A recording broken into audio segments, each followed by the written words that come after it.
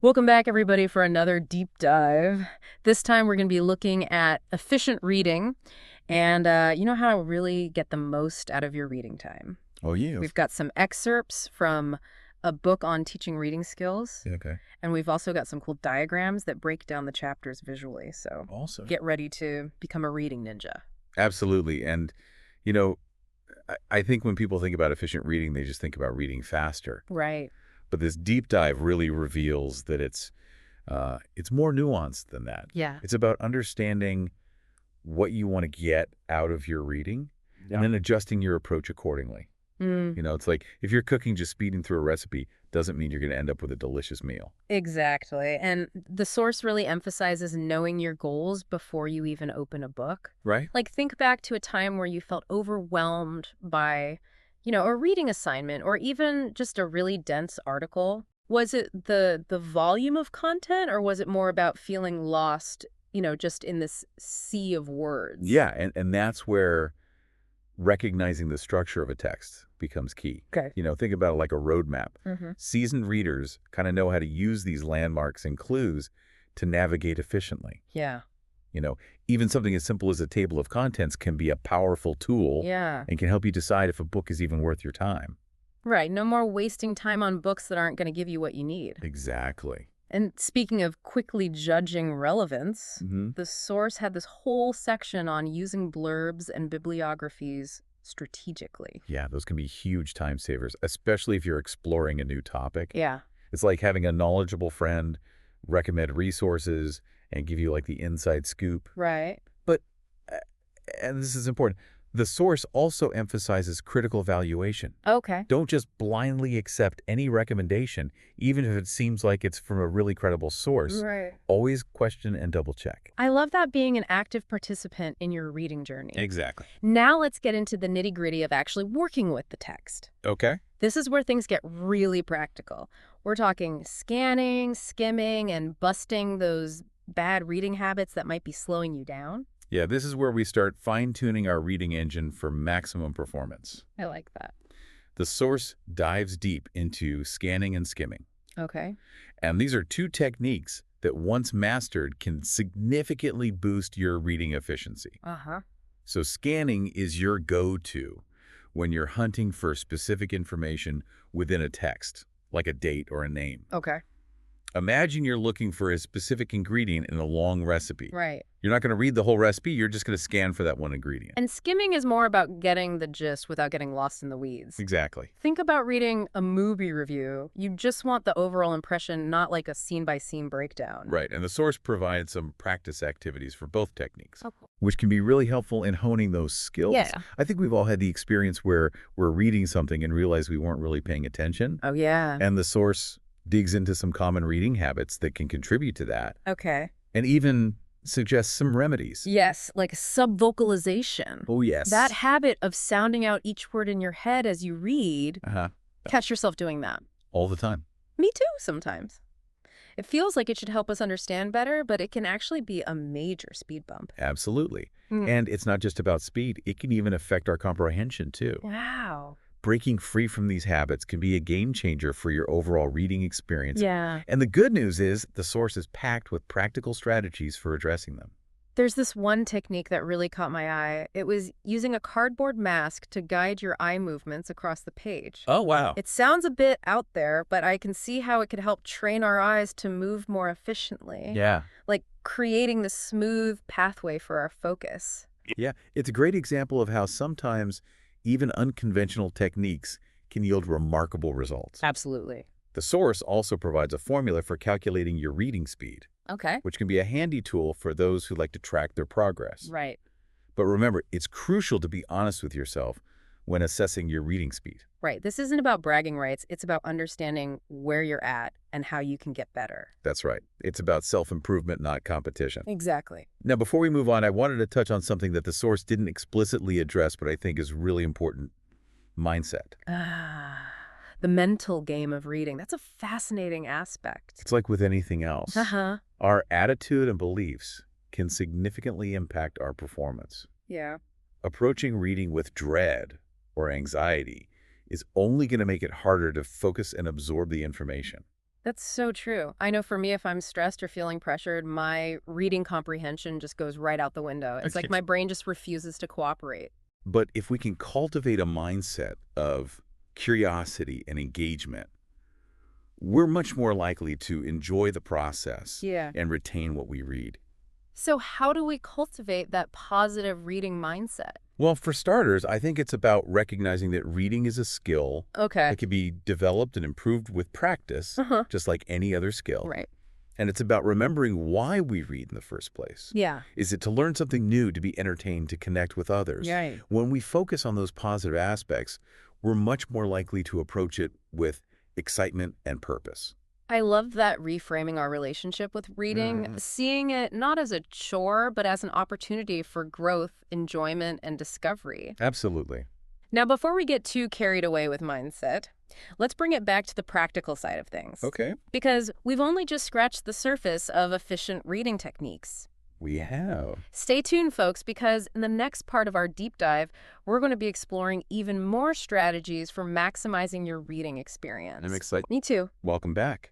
It's amazing how many layers there are to something we often take for granted, like reading. Oh, it really is. And in this next part of our deep dive, we're going to explore how to apply efficient reading techniques to the digital world. Yeah, the digital age, it's really transformed how we consume information, for better or worse. Right. We have access to so much knowledge at our fingertips, Yeah. but it's also really easy to feel overwhelmed by the sheer volume of it all. Exactly. We're constantly bombarded with information from every direction, websites, social media, emails, you name it. Right. It's like our brains are in a perpetual state of information overload. Yeah, so this raises an interesting question. How do we apply these principles of efficient reading that we've been discussing to this digital landscape?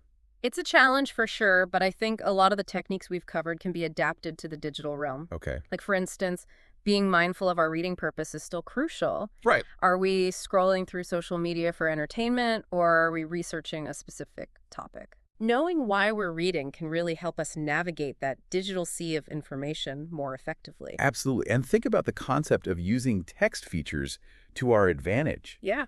In the digital world, these features might include headings, subheadings, bullet points, hyperlinks. Right. Skilled digital readers know how to use these clues to quickly scan for relevant information and avoid getting bogged down in unnecessary details. It's like having a mental filter for all that digital noise. Exactly. And let's not forget about those pesky bad reading habits. They can really trip us up in the digital world as well. Oh, absolutely. Things like distraction, mindlessly scrolling, clicking on every link that catches our eye. Yeah. Those can really derail our reading efficiency. It's like our brains are wired for distraction in the digital age. That's a great way to put it. Right. So how do we combat these digital reading pitfalls? Yeah. Well, one key is to be more intentional with our technology use. Okay. We can choose to limit distractions by turning off notifications, setting aside dedicated time for focused reading, and being more selective about the sources we engage with. It's about taking back control of our digital reading experience instead of letting it control us. Precisely. Now let's shift gears a bit and revisit some of those bad reading habits we touched on earlier. Remember subvocalization. Oh, yeah. That habit of sounding out words in our heads as we read. It can really drag down our reading speed. Yeah, I'm definitely guilty of that. It's like my inner voice just can't resist narrating every word. The source offers some helpful tips for overcoming subvocalization, Okay. like using a pacer to guide your eye movements, practicing speed reading techniques, and even chewing gum while you read. Chewing gum, that's a new one. I'm curious to try that. It might sound strange, but the idea is to occupy your mouth with something other than forming the words you're reading. Makes sense. The source also mentioned regression, the tendency to reread words or phrases multiple times. Right. It's like our eyes are playing ping pong across the page. Yeah. And then there's the issue of fixations. Those brief pauses our eyes make as they scan a line of text. Poor readers tend to have more fixations per line, which slows down their reading speed. Got it.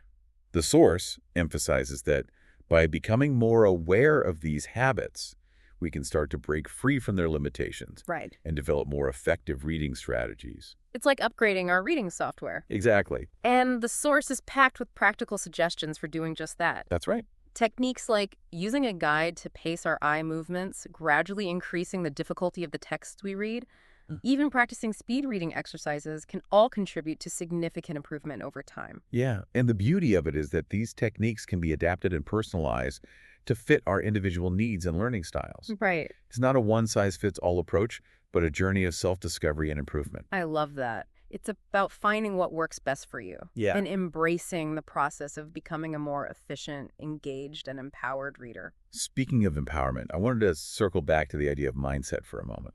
Okay. Something we've touched on throughout this deep dive, Yeah, but I think it's worth reiterating because it's so fundamental to our reading success. absolutely. Mindset plays a crucial role in how we approach and experience reading. Exactly. If we believe that reading is a chore or a struggle, Yeah. it will likely feel that way. Right. But if we can shift our perspective and see reading as a source of pleasure, growth, and discovery, it can transform our entire experience. I couldn't agree more. It's like anything else in life, our attitude really does shape our reality. Well said. So how do we cultivate a positive reading mindset? Yeah. I think it starts with being mindful of our self-talk. Okay. What messages are we sending ourselves about reading? Oh, Are we okay. constantly telling ourselves that we're slow readers? Right. That we don't have time to read or that reading is boring? It's easy to fall into those negative thought patterns, but like you said, it's all about awareness. Once we're aware of those negative messages, we can start to challenge them and replace them with more positive and empowering beliefs. Exactly. And it's not just about our internal dialogue. Yeah. It's also about creating an environment that's conducive to reading, Right. finding a quiet spot, minimizing distractions, Yeah. setting aside dedicated time for reading. All of those things can help us cultivate a more positive and focused mindset. And let's not forget about the importance of choosing reading material that genuinely interests us. Oh, that's so important. When we're passionate about what we're reading, the time just flies by. Yes. And the knowledge seems to just sink in effortlessly. So true passion is a powerful fuel for learning, Absolutely. and it can turn even the most challenging reading material into an engaging and rewarding experience. I agree. Now, before we wrap up this part of our deep dive, I want to share one final thought that's been swirling around in my mind. Ooh, I love these cliffhangers. Lay it on us. It's about the connection between efficient reading and critical thinking. You know, we've explored a lot of practical techniques for becoming more efficient readers. Right. But I think it's important to remember that efficiency is only one piece of the puzzle. That's a great point. It's not just about speed, but about depth of understanding. Precisely. We can read 1,000 words a minute. Yeah. But if we're not actively engaging with the material, questioning assumptions, making connections, we're not really reaping the full benefits of reading. So how do we cultivate that critical thinking muscle while reading? Well, for starters, I think it's about being present and mindful as we read, Okay. not just passively absorbing information, Right. but actively engaging with it, asking questions, challenging assumptions, looking for connections to our own experiences and knowledge. That's a powerful reminder. It's about transforming reading from a passive activity Yeah, into an active dialogue with the text. exactly. And I think that's a perfect segue. Strategies for becoming not just efficient readers, Yeah. but critical thinkers as well. Stay tuned. Welcome back to the final part of our efficient reading deep dive. Yeah. We've covered a lot of ground, from choosing the right material to optimizing those digital reading habits. We have. Now it's time to tackle the final frontier, becoming not just efficient readers, but critical thinkers as well. Yeah, that's right. You know, we can have all the speed reading techniques in the world, Right. but if we're not thinking critically about what we're reading, we're missing out on the true power of reading. It's like having a Ferrari, but only driving it in first gear. Exactly. So how do we shift into a higher gear of critical thinking while we're reading? Well, I think it starts by recognizing that critical thinking isn't some separate skill that we need to develop. Okay. It's something we can do right now with every text we encounter. You mean we don't have to enroll in a special critical thinking boot camp? No, not at all. Great. It's more about adopting a certain mindset, a way of approaching the text with curiosity Okay. and a healthy dose of skepticism. I like that. So what does that look like in practice? Well, it might involve asking questions like, what is the author's main argument? Okay. Or what evidence do they provide to support their claims? Or even, do I agree with the author's perspective? It's like having this internal dialogue with the author, Exactly. pushing back on their ideas and forming our own opinions. Exactly. And it doesn't have to be confrontational, you know? Right. It's more about engaging with the text on a deeper level, Yeah. trying to understand not just what the author is saying, Right. but why they're saying it and what the implications might be. It reminds me of something we talked about earlier, being aware of our own biases as readers. Oh, that's a crucial point. You know? Yeah. We all bring our own experiences, beliefs, and values to the table when we read. Right. And recognizing those biases can help us approach the text with more objectivity Yeah. and avoid jumping to conclusions. It's like putting on a pair of critical thinking glasses. Exactly. That help us see the text more clearly. I love that analogy. Yeah. So we've talked about asking questions and being aware of our biases. Are there any other practical tips for boosting our critical thinking skills while reading? Well, one technique that I find really helpful is to make annotations as you read. Okay. This might involve highlighting key points, Uh-huh. jotting down questions in the margins, Right. or even summarizing sections in your own words. I'm a big fan of highlighting. Yeah. It really helps me focus my attention and remember those most important points. Yeah, it's a great way to actively engage with the text Yeah. and make it your own. Uh-huh. And it can be incredibly helpful when you go back to review the material later on. Yeah, it's like creating a personalized roadmap of the text. That's a great way to think about it. Another helpful tip is to seek out multiple perspectives on a topic. Yes. Don't just rely on one single source of information. Really. Read articles, books, opinions from a variety of authors and viewpoints. Right, it's like getting a 360-degree view of the issue Yeah. instead of just seeing it from one angle. This has been an incredible journey. We've covered so much ground. We have. And I feel like I've unlocked a whole new level of reading power. I'm so glad to hear that. Me too. It's been a pleasure sharing these insights with you. Likewise. Before we wrap things up, I have one final question for you. Okay. We've talked a lot about the mechanics of efficient and critical reading. Right. But what about the emotional side of reading? How do we cultivate a genuine love of reading? That's a wonderful question.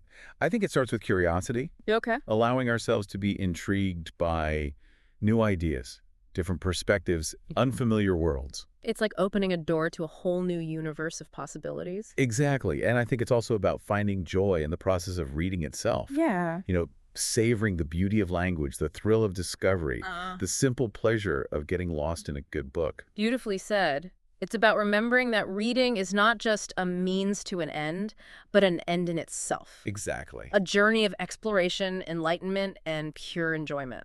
Well, on that note, I think we've reached the end of our efficient reading deep dive. We have. We hope you've gained some valuable insights Yes. and are feeling inspired to embark on your own reading adventures. Remember, the journey of reading is a lifelong one. It is. So keep exploring, keep learning, Yeah. and most importantly, keep reading. Couldn't agree more. Thanks for joining us.